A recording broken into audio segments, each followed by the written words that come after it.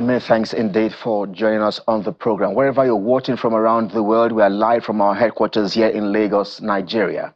I am Kelly Egiga. Let's get things started now, shall we? It's an eye for an eye situation between Israeli forces and the Hezbollah group as they continue to strike targets on either side. Earlier this morning, sirens sounded around Tel Aviv and central Israel in what appears to be Hezbollah's response on Israel. Shortly after, the Hezbollah group released a statement confirming it launched a ballistic missile towards Tel Aviv, the first ever fired close to the economic center in Tel Aviv by the Lebanese militant group. Hezbollah has now justified the attack, saying it was in defense of Lebanon and its people, that it is in support and honor of Palestinians in the Gaza Strip. The Hezbollah group also noted it targeted the headquarters of the Israeli intelligence agency Mossad, claiming it was responsible for assassinating its members and detonating thousands of pages and walkie-talkies last week. In the meantime, Israeli Defense Forces says its fighter jets intercepted the missiles and drones fired by Hezbollah, adding that there has been significant property damage from the attacks in the area of saved in northern Israel. The tit-for-tat situation continues as the Israeli military is now confirming it is carrying out a new wave of what it called extensive strikes in southern Lebanon. According to the Lebanese Health Ministry, over 50 people have been killed so far in the latest attacks in the central and southern towns of the country, and at least 223 others injured. The death toll from Monday's attacks has now risen to over 560, including 50 children, the deadliest Lebanon has seen in more than 2 decades. The United Nations also announced more than 90,000 people have been displaced in Lebanon since Monday. We understand world leaders have been condemning the airstrikes, including the United Nations Human Rights Office, which has expressed alarm at the number of casualties said that could have violated international humanitarian law.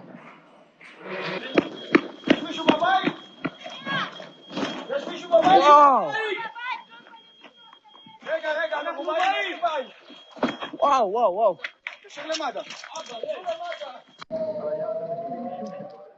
And these are images that capture the moment residents rushed towards a burning house that was hit in Hezbollah rockets barrage in the northern Israeli town of Safed. According to authorities, residents were trapped inside the building as rescue services were called up to the site. The Israeli military says a barrage of 40 rockets were fired at the town. And as thousands of Lebanese civilians are now fleeing the capital Beirut, Britain has once again urged nationals to leave while they can, following up on the Foreign Secretary's call earlier in the week. Prime Minister Keir Starmer is also urging citizens of Britain to leave Lebanon immediately amid the intensifying airstrikes. A statement from the UK Foreign Commonwealth and Development Office partly reads, open quote, events in the past hours and days have demonstrated how volatile the situation is, which is why our message is clear. British nationals should leave now, end of quote. And speaking on the situation of the sidelines of the United Nations General Assembly in New York, the Prime Minister says the UK is ramping up contingency plans as an estimated 10,000 UK citizens are in Lebanon. About 700 British troops are being sent to Cyprus in case of an emergency evacuation of UK citizens from Lebanon is required. And other countries, including Australia, Canada, France, Japan, Saudi Arabia, South Korea, and the US, have also urged their nationals to evacuate from Lebanon. I'm very worried about the escalation and calling for all parties to step back from the brink to de-escalate.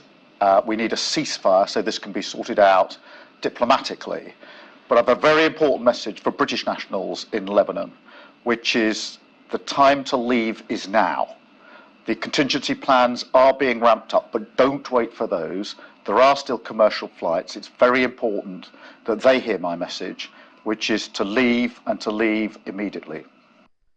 And in the United States, Secretary of State Antony Blinken says Washington is working to prevent further escalations between Israel and Hezbollah. He says the best solution to the situation in the Middle East region is diplomacy.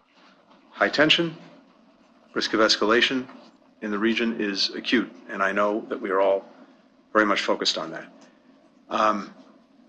The best answer is diplomacy, and our coordinated efforts are vital to preventing further escalation and to paving the path to greater peace and stability. With regard to Lebanon, we've been working tirelessly with partners to avoid a full-blown war and to move to a diplomatic process that would allow Israelis and Lebanese alike to go back to their homes. On Gaza, we're grateful to GCC partners, especially to our friends from Qatar and Egypt, for tireless efforts to get to a ceasefire, one that would bring the hostages home, bring immediate relief to the people of Gaza, and create an opportunity for more enduring peace and stability. Each of us has to continue to press all of the parties to make the decisions necessary to get this deal over the finish line. It remains, again, the best way to get hostages home, bring relief to people, and also can help us reduce tensions on other fronts. Let's get in more reactions now. This time, voices in the Middle East. The supreme leader of Iran, Ayatollah Ali Khamenei, has commented on the situation in Lebanon, saying killing Hezbollah commanders will not bring the group to its knees. Mr. Khamenei accused Israel of killing civilians. Iran has been Hezbollah's ally since the Lebanese armed group's establishment in 1982. The Iran supreme leader also blamed the United States for the escalation in Lebanon, which follows attacks last week that blew up thousands of pages and handheld radios distributed by Hezbollah. And earlier, international law and human rights professor Mahmoud Hanafi, who is in Beirut, spoke to Channels Television on the situation on ground. He describes the situation as catastrophic, saying there is a bomb dropping every minute. He's also calling for international investigations into the wave of airstrikes.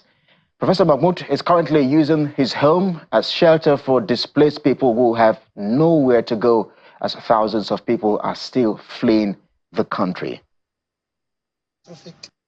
Really, the situation is catastrophic because the bombing is randomly. Number of civilians who were killed is too much. People are forcibly obliged to leave their homes, their towns, because as you follow up, the bombs are so much. Every minute there is a bomb. And there is no distinction between civilians and military targets.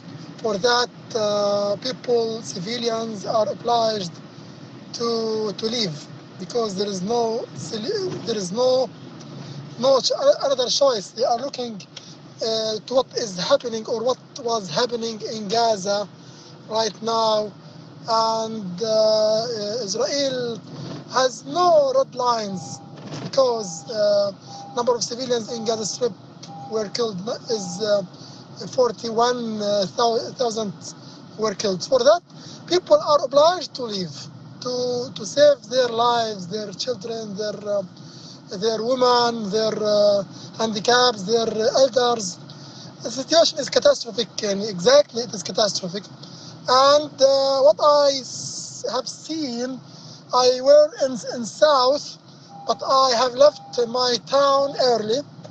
The way which takes half an hour, 40 kilometers, it took from me 4 hours. And those who decided to leave later, the road took from them 10 hours and 12 hours. And during the road, many elders were killed. They need medical care, but they don't have overcrowded traffic jam.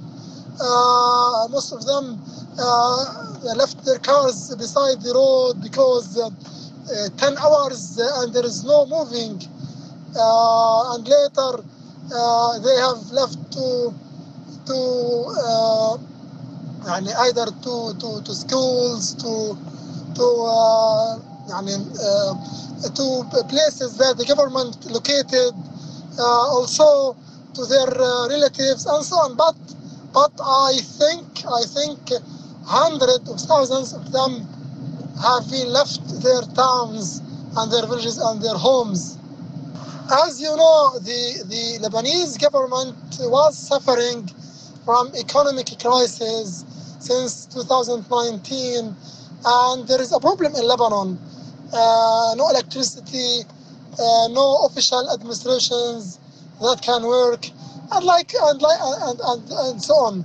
For that, the government really is unable to cover to cover the expenses of this problem. In addition to, there are a lot of refugees from Syria. Also, there are refugees, Palestinian refugees. So, Lebanese government exactly is unable to take care about the displaced people, but they put emergency plan, and now they are implementing this plan. But Lebanon needs now an urgent assistance from international community because, as I told you, Lebanon has suffering from a lot of problems during the 5 years. Really, the claims of Israel is not true, simply because as what happening in Gaza Strip, all the time Israel said we are targeting military targets, we are bombing Hezbollah militants or Hamas militants and so on. So, what I see that it is a claim from Israel. You have technology, you have AI, you are using international companies that overseas companies that help you by using AI. So you have the ability to distinguish between civilians and military targets, but it is Israeli claim all the time, and now they are using new kinds of bombing. They issued or launched a bomb which has different small bombs, and it looks like they are targeting a military target by Hezbollah, who are storing weapons and missiles in this place. Really, we need international investigation to see whether Hezbollah or whether Israel is using sensitive and accurate weapons. But our accumulated experience that it is habitual and regular reason from Israel to target civilians, because they want to make a pressure over civilians in South in order to say that, look, our people in north of Israel are displaced, and you are at the same time have displaced people from south one by one. Really, it is a very ironic way in the war. Targeting civilians is not a goal. It is not a plan. It is not accepted. Really, I am not optimistic. I am just optimistic because international community has left civilians in Gaza Strip for the ugly attacks from Israel, and you see the result. I am not optimistic because this war is covered by Western countries, by USA, by France, by UK, by Germany. They give the access and the permission of Israel to end the war as soon as possible, and they provide Israel with every kind of missiles and weapons. And UN is unable to make peace and security around the world and even in Gaza Strip. For that, we are going to regional war, and the escalating is the title of this war. Day by day, moment by moment, international community reveals that it is not qualified, and UN reveals that it is not qualified. There is no justice to stop the genocide in Gaza Strip in West Lebanon. Yes, in my home, I have my relatives who are displaced from their homes from south of Lebanon, and they are living, and three families are living in my home, and now no houses to be rented in Saida, in Beirut, in Mount of Lebanon. Even though Lebanese government open schools, universities, but you are talking about hundreds of thousands, not a group of people. For that, we are suffering. We are unable. Our capability is not matching the needs of people. But we have to look what is happening in Gaza, and we have to cooperate. We have to assist our people, our relatives. All right, there you go, Professor of International Law and Human Rights, Mahmoud Hanafi, speaking earlier there live in Beirut. To other stories now, elsewhere, hundreds of university students in Yemen are staging protests to show solidarity with the people of Lebanon. Demonstrators are also lending their voices to the conflict in Gaza, calling for a ceasefire. The protesters carried both Lebanese and Palestinian flags, chanting anti-Israel and U.S. slogans. Yemeni students and academics at Sana'a University have been holding weekly protests to support Palestinians and Lebanese citizens.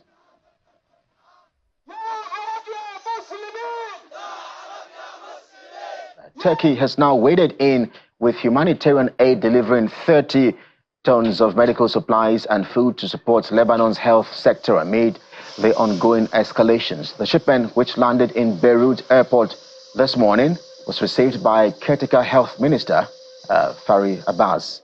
Turkish ambassador to Lebanon, Ali Baris, who was present to oversee the offloading of the cargo, says the country will always stand by the Lebanese people and support them in every way they can.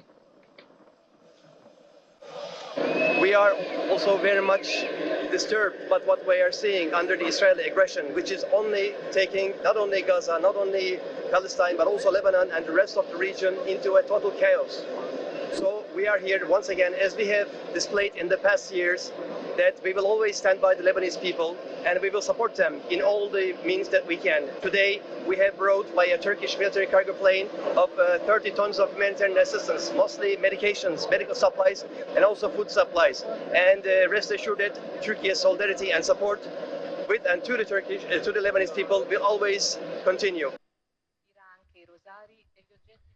And we're also hearing the voice of other religious leaders regarding the ongoing conflict. Head of the Catholic Church, Pope Francis, says he's saddened by the news of intense bombings, death, and mass destructions. The pontiff prayed for peace in the Middle East and expressed his concern to the Lebanese people.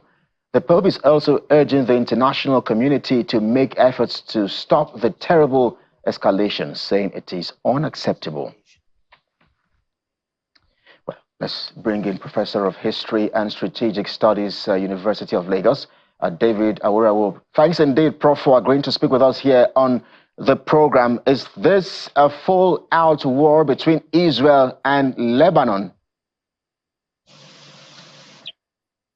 No, it is not. Lebanon is not at war with Israel. It is Hezbollah that is at war with Israel. And it is very clear, Lebanon has not declared war on Israel. It is Hezbollah that has been sending rockets to Israel, which has drawn Israel to, begin attacking Lebanon. And unfortunately, the targets have expanded beyond where Hezbollah is based, such that several other people have been killed in the course of these operations, which is why people are many people are opposed to Israel's approach to this war, both the one in Gaza and the one now in Lebanon. The bombings have been indiscriminate, and people have been displaced. Dozens have been killed, which is making people upset. People expect that the target will be focused on Hezbollah and not ordinary Lebanese. So, in real terms, Lebanon is not at war with Israel. It is Hezbollah that is in Lebanon that is at war with Israel. And Prof, I mean, it's very, very dicey here. Hezbollah's affiliation with Hamas appears to have brought it dire consequences apart from responding with rocket strikes. How else is the Lebanese government responding to Israel's attacks? I mean, you have mentioned it's not a war with Israel, but how else can the government of Lebanon respond to these attacks? Well, the Lebanese government can only call for restraint and also call for diplomacy. We listened to the comments by Anthony Blinken, that's the U.S. Foreign Secretary, and the British Prime Minister, emphasizing diplomacy to quickly get a ceasefire and bring these bombings to an end.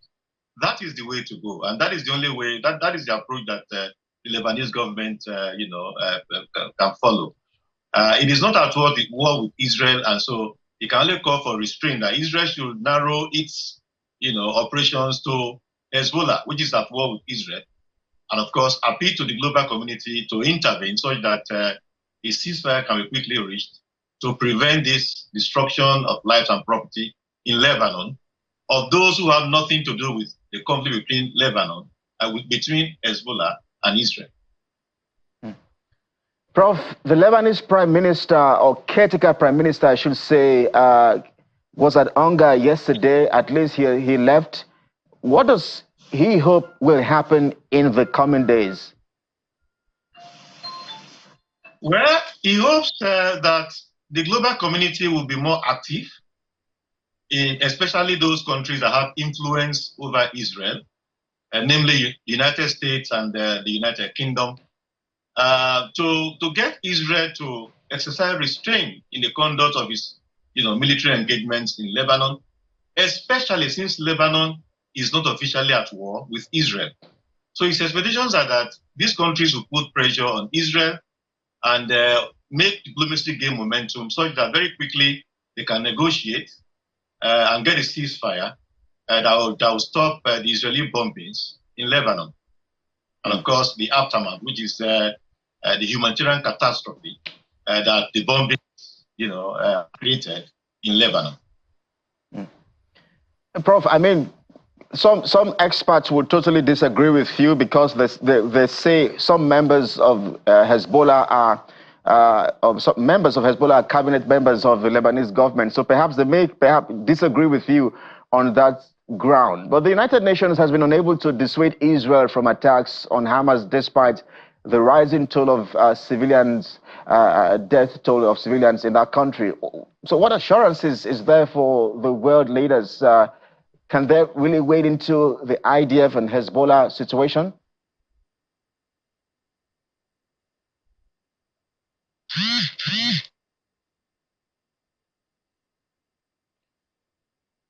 Professor David? I had a bit of network issues. All right. I mean, I didn't quite hear the last question. All right. So, I mean, I was mentioning that some experts and analysts would not totally agree with you because they believe some members of Hezbollah are cabinet members of the Lebanese government. What I was actually even asking about the United Nations and the fact that they have been unable to dissuade Israel from, over the years from such attacks on Hamas. So despite this rising death toll of civilians, I'm just wondering what kind of assurances is there for world leaders? Can they really wade into the IDF and Hezbollah situation? Well, the international community has not has failed actually. We have had all sorts of interventions. We have also had some agencies of the United Nations making comments here and there about their disapproval of the way Israel has gone about its campaigns, both in Gaza and now in Lebanon. But those words are just words. They are words that have not been matched with action. And so the devastation in Gaza continues, 41,000 dead. And now we are counting dozens. Possibly in the next couple of days, we'll begin to count thousands or so in Lebanon. So the international community has not done as much as expected to intervene to ensure that the killing of civilians, which has taken place in both Gaza and Lebanon, is prevented. So we can say the global community has not done well enough, and has failed in its, the task of maintaining global peace and security. But the United Nations Security General Assembly is going on right now. That provides an avenue for leaders to put heads together so that they can negotiate and get Israel and get all these militant groups fighting against Israel, so they can get a ceasefire, not just in Lebanon, but also in Gaza, such that because as you can see what is happening now, Israel is even talking about the possibility of a grand war in Lebanon. And if that happens, it might drag the entire region into war. And so intervention to quickly resolve all of these issues is important. So at the end of the day, diplomacy, just as the U.S. Foreign Secretary has said, and also the British Prime Minister said a while ago, is the way to go. There has to be engagements such that the issues are sorted out and a ceasefire is reached in both fronts in the war, and then stability can be restored to the region. And moving forward, something concrete can put in place to prevent conflicts like this in future. Prof, from your standpoint, let's discuss the objectives of the Israeli Defense Forces and perhaps that of Hezbollah for a moment. Let's begin with Israel. What would you describe as the objective of Israel in this war, as regards to the war? Well, we need to understand the context of all of this. Initially, it was solidarity that Hezbollah was demonstrating. The fight was between Hamas and Israel in the aftermath of the October 7th, attack on Israel. Hezbollah was showing solidarity with Hamas and then sending rockets to Israel. That was the beginning of Hezbollah's involvement in this war. Of course, Hezbollah has always fought in defense of, Arab rights. Of course, it has done that for many decades now, and so it was doing that in support for, for Hamas, and of course, in condemnation of Israel's operations in Gaza. Unfortunately, the escalation has now also involved Hezbollah fully, and of course, by extension to ordinary Lebanese who know nothing about the conflict between Hezbollah and Israel. But in all of this, the deaths and destruction, the misery, the catastrophe that the region has faced, the only way forward is diplomacy, diplomatic engagement. There is a need for all sides to see the senselessness in this war. What is Hezbollah going to gain ultimately? What has Hamas gained ultimately? And even Israel. And so all sides need to see the futility of this conflict and know that for as long as the conflict is perpetuated, it drags on and on, neither side in the conflict, will be able to achieve real development. And these are the things that should, influence good reason, good judgment, so that all sides come to, diplomatic engagement to be able to reach some agreement and bring the violent conflict to an end. All right. Well, Prof, I'm told we are totally out of time. It will be interesting to see what happens in the coming days. We know that Iran is a strong ally of Lebanon. It will be interesting to see how these events play out. But one thing remains certain: the conditions there remain really, really, really terrific. These are indeed very desperate times for the average Lebanese. But most thank you for your analysis and commentaries as always. Professor David Awura is a professor of history and strategic studies.